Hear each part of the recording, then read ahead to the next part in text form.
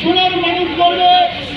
তাই আমার প্রতিবন্ধী সমাজের পক্ষ থেকে স্বরাষ্ট্রমন্ত্রী মহোদয়ের কাছে আমার আকুল আবেদন, জয় বাংলা, জয় বঙ্গবন্ধু।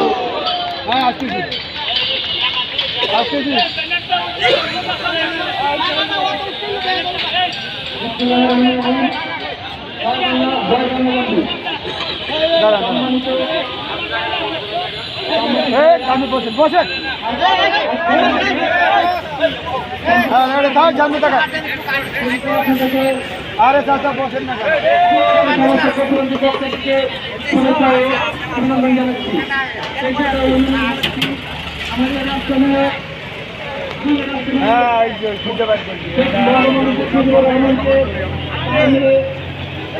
প্রধানমন্ত্রী জননেত্রী শেখ হাসিনা বাংলাদেশের আইন শৃঙ্খলার আসাদুজ্জামান খানকে আমাদের সমস্ত প্রতিবন্ধী বাংলাদেশের যত প্রতিবন্ধী পক্ষ থেকে একটা শুভেচ্ছা অভিনন্দন জানিয়ে আমরা আমাদের কর্মসূচি আমরা মাদক মুক্ত, চাঁদাবাজি মুক্ত এবং সন্ত্রাস মুক্ত সমাজ চাই। আমাদের এই প্রতিবন্ধী ভাইদের উপর যেন কোনো অত্যাচার ব্যবচার যেন না হয় সেই দৃষ্টিতে আইন শৃঙ্খলা বাহিনী, র্যাব বাহিনী, যৌথ বাহিনী, সমস্ত বাহিনী সহযোগিতা পাচ্ছি। আমরা 2 লক্ষ বন্ধের বিনিময়ে এই দেশ স্বাধীন হয়েছে, 7 কোটি মানুষের জীবনের বিনিময়ে এই দেশ স্বাধীন হয়েছে। কিন্তু আজও আমরা স্বাধীনতার 50 বছর পরেও আমরা স্বাধীনতা পাচ্ছি না। আজ কেন পাচ্ছি না? এর প্রশ্নের জবাব সারা বাংলাদেশের মানুষের কাছে, সারা বাংলাদেশের মানুষের কাছে আপনার প্রশ্ন থাকবো আমাদের। আমরা যেন প্রতিবন্ধী ভাই, আমরা কারো ভাই, কারো চাচা, কারো ভাতিজা, কারো আপনজন, আমরা এই দেশের নাগরিক, এই দেশের সন্তান। এই দেশে আমাদের রাষ্ট্রের সুযোগ সুবিধা নিয়ে পাশে থাকার অধিকার আছে। আমাদের কিছু চক্র, কারো ব্যবসায়ীরা এসব সন্ত্রাসদের সাথে হাত মিলিয়ে আমাদেরকে নিয়ে বিভিন্নভাবে অপচেষ্টা চালিয়ে যাচ্ছে, আমাদেরকে সেই সমাজ থেকে উৎখাত করে দেওয়ার চেষ্টা করতেছে।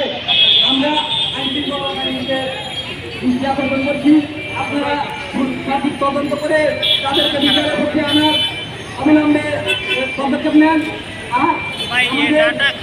প্রতিবন্ধী সমাজের পক্ষ থেকে সারা বাংলাদেশের সবাইকে শুভেচ্ছা অভিনন্দন জানিয়ে আমার সংক্ষিপ্ত বক্তব্য শেষ করছি। জয় বাংলা, জয় বঙ্গবন্ধু।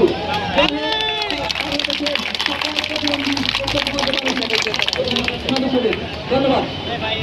আমাদের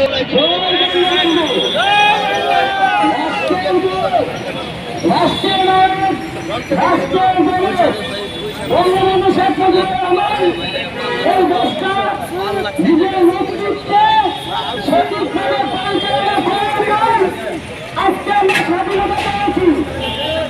এটি কি আমাদের স্বাধীনতা? বঙ্গবন্ধুর মেয়ে, বঙ্গবন্ধুর মেয়ে বাংলাদেশের প্রধানমন্ত্রী, মাননীয় প্রধানমন্ত্রী শেখ হাসিনা, সে কিন্তু বঙ্গবন্ধুর মতন দেশ চালিয়ে যাচ্ছে, দেশের অনেক উন্নয়ন করে যাচ্ছে। আমি মনে করি বঙ্গবন্ধুর মেয়ে শেখ হাসিনা আমাদের মা।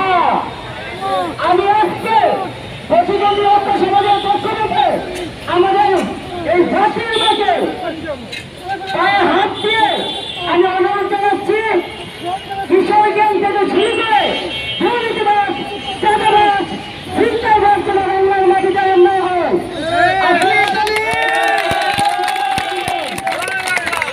প্রত্যেকটা মানব যেন নিজের ইচ্ছাকৃত ভাবে রাস্তায় যেন চলতে পারে। বাংলার মাটিতে যেন কোন শিশুদেরকে যেন নির্যাতন করা না হয়। সেক্ষেত্রে আমাদের একটা টাইটেল আছে, আমাদের একটা টাইটেল প্রতিবন্ধী হামলা করা হয়।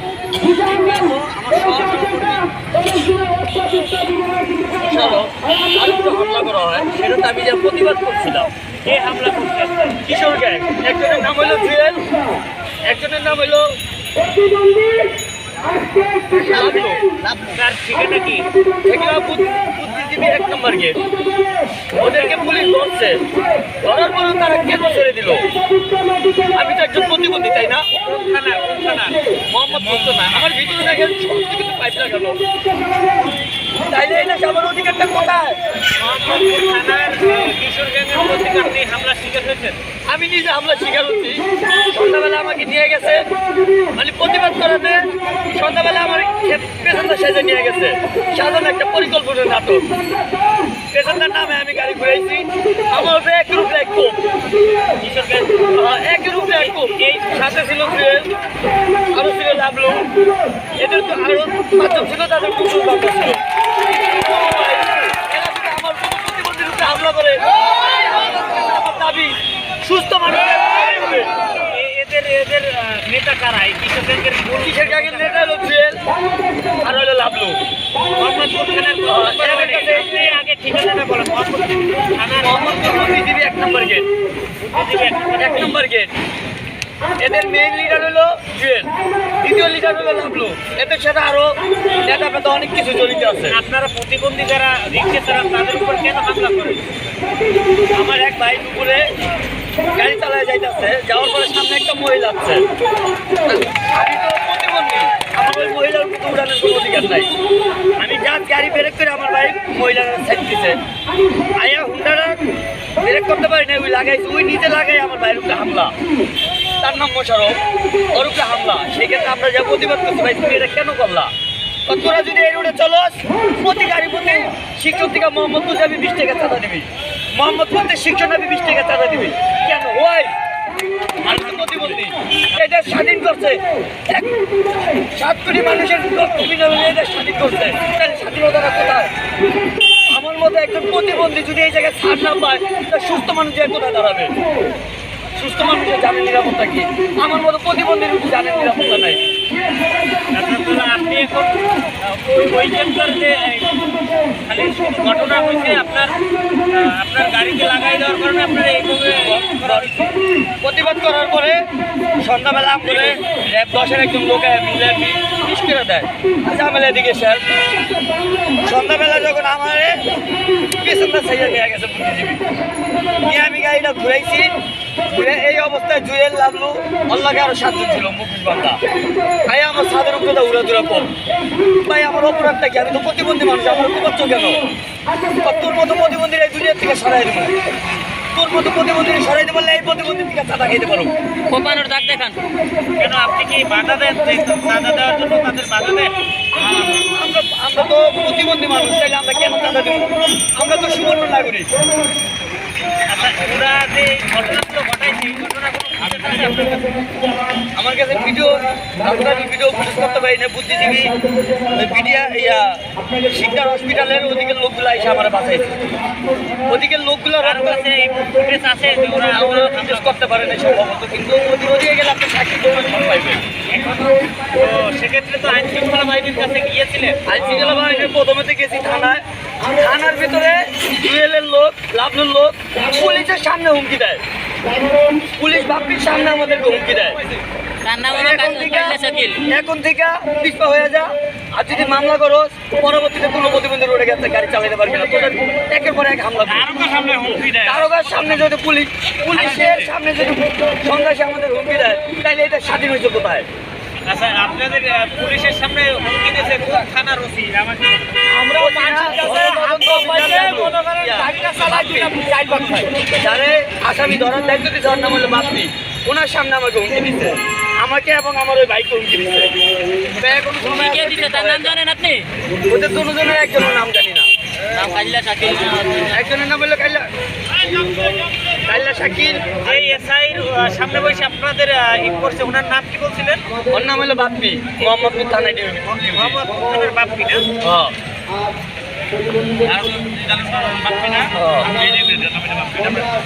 আর হুমকি দিছিল কে? হুমকি দিয়ে আছে কাইল্লা শাকিল, আরেকজন মোল্লা করে, ওর নামটা আমি জানি না। কোনো সময় আছে পিছপা হয়ে যা, তাহলে রক্তের বর্ণাব হয়ে দিব, তোরা প্রতিবন্ধী একজনে টিকতে পারবি না।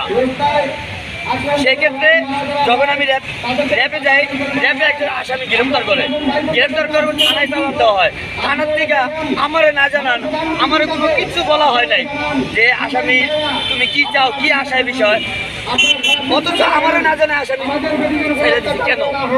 এখন 10 টাকা 20 টাকা একটা সঞ্চয় আছে, যেটার বলে আমরা লাইফ সাপোর্ট। আমি বলতে আমি রোজ খাই, আজকে যদি আমি মারা যাই আমার রোডে বলে টাকা উঠে মানে দিতে হইব। সেই ক্ষেত্রে আমরা একটা সঞ্চয় করছি লাইফ সাপোর্ট, যাতে আমরা যদি মারা যাই আমাদের কারো কাছে যেন হাত না পাততে হয়। ওই টাকা কালেকশন করছি আমি 30,200 টাকা, উপায় আমাদের টাকাগুলো উঠে গেছে কেন? আমরা আছি কোন জায়গায়?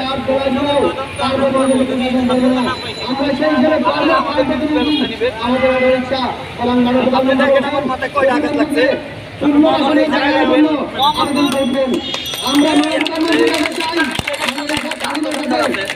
সামনে গেলে উনি আমাকে বাঁচাইছে, রক্তাক্ত অবস্থা উনি আমাকে বাঁচায় আমার এই রক্তাক্ত অবস্থা ঢাকা মেডিকেল দেখেন আমার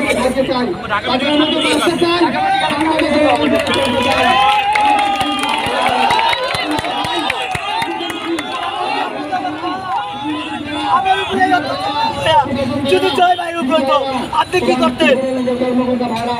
যুদ্ধ অপরাধী যদি বাইরে থেকে এনে বিচার করতে পারেন, আচাশের বাড়িতে কিছু গ্যাং এখনো বিচার আপনি করতে পারবেন।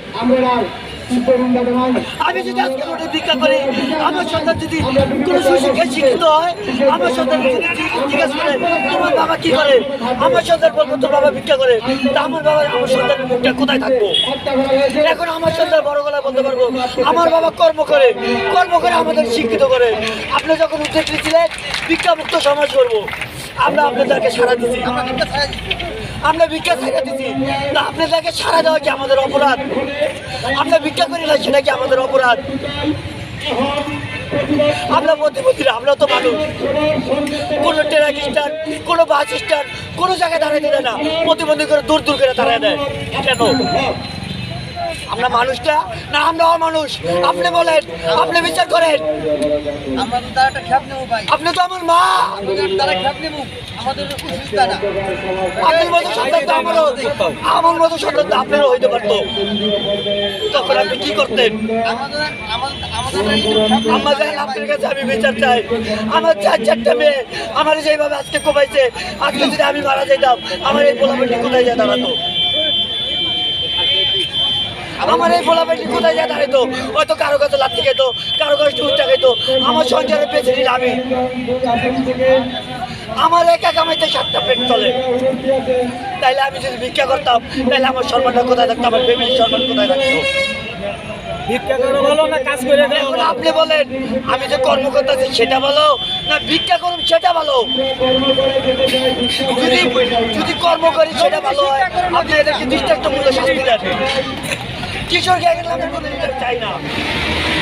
কিশোর গ্যাং, এটা তো স্বাধীনতা, এটা স্বাধীন বাংলাদেশ, এটা তো সোনার বাংলাদেশ। সোনার বাংলাদেশে কিসের গ্যাং, কিসের সন্ত্রাসী, কিসের চাঁদাবাজি?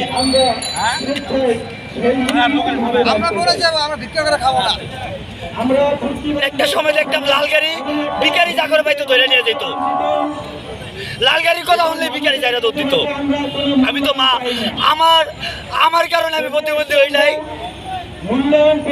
আমার উপর আল্লাহ ভালোবাসে আমার প্রতিবন্ধী বানাইছে। আমার উপর আল্লাহ আমার একটা টাইটেল দিয়ে দিতে প্রতিবন্ধী, একটু সম্মান পাই। তাইলে আমার স্থান কোথায়? কিন্তু রাস্তাঘাটে চলতে গেলে আমার স্থান কি সন্ত্রাসীদের অত্যাচারী হওয়া? আমার স্থান কি সন্ত্রাসীদের মার খাওয়া? আমার স্থান কি প্রতিবন্ধীদের টাকা ছিনতাই করে নেওয়া?